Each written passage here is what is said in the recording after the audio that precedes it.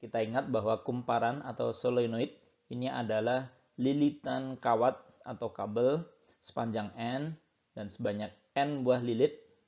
Dan jika kumparan ini kemudian dialiri oleh arus listrik I, maka kita bisa definisikan suatu induktansi yang disimbolkan oleh L, yang besarnya itu adalah N dikalikan dengan D flux magnet per DI, atau N dikalikan dengan perubahan flux magnet terhadap arus listrik. Satuan induktansi ini menggunakan sistem internasional adalah Henry, di mana 1 Henry itu adalah 1 Tesla meter persegi per ampere. Jika panjang dari kumparan kita itu adalah L kecil, maka kita bisa definisikan suatu rapat kumparan N kecil yang besarnya itu adalah jumlah lilitan, N besar dibagi dengan panjangnya. Sehingga medan magnet di dalam kumparan yang telah kita dapatkan dari hukum Ampere, besarnya itu adalah mu0 dikalikan dengan N dikalikan dengan I atau arusnya.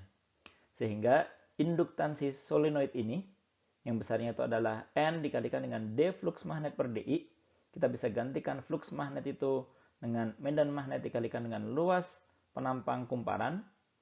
Itu kita dapatkan besarnya adalah mu0 dikalikan dengan N kuadrat dikalikan dengan panjang kumparan dikalikan dengan luas penampang kumparan.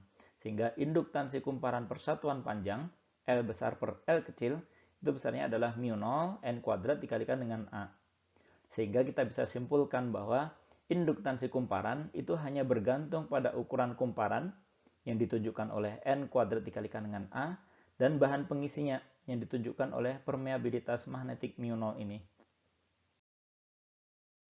Yang menarik adalah apa yang terjadi seandainya arus yang melewati kumparan ini bukan arus yang besarnya tetap, melainkan dia berubah terhadap waktu.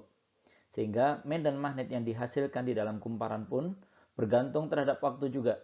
Sehingga akan terdapat suatu perubahan flux. Sehingga kita bisa bayangkan akan terjadi GGL induksi. Yang kita tahu besarnya adalah minus N D flux magnet per DT. Dan ini bisa kita susun ulang menggunakan dalil rantai. Sehingga kita dapatkan GGL induksi itu adalah minus N dikalikan dengan D flux magnet per DI dikalikan dengan DI per DT. Di mana kita tahu bahwa N dikalikan dengan D flux magnet per DI itu adalah induktansi L. Sehingga GGL induksi ini terkait dengan induktansi yang besarnya itu adalah minus L DI per DT. Ini nanti akan kita simbolkan dengan GGL pada kumparan atau GGL dengan subskrip L. Nah, arah arus induksi ini mengikuti hukum Lenz dan ini akan memiliki peran dalam aplikasi di bidang elektronika. Bagaimana peran GGL induksi dalam kumparan ini? Kita bisa bayangkan misalnya arus yang memasuki kumparan ini itu bertambah kuat, maka akan muncul GGL induksi dan karena kita tahu GGL induksi ini akan melawan perubahan flux yang menyebabkan munculnya, maka seakan-akan kita memiliki suatu sumber tegangan yang arahnya itu melawan arus yang memasuki kumparan tadi.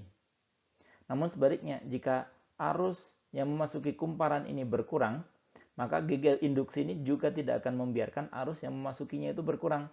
Sehingga seakan-akan kita memiliki suatu sumber tegangan yang arahnya itu sama dengan arah arusnya. Seperti ini. Nah, kalau dalam rangkaian listrik, kita bisa sering jumpai bahwa simbol kumparan atau induktor di dalam rangkaian listrik itu seperti kumparan kabel atau ditunjukkan seperti gambar ini.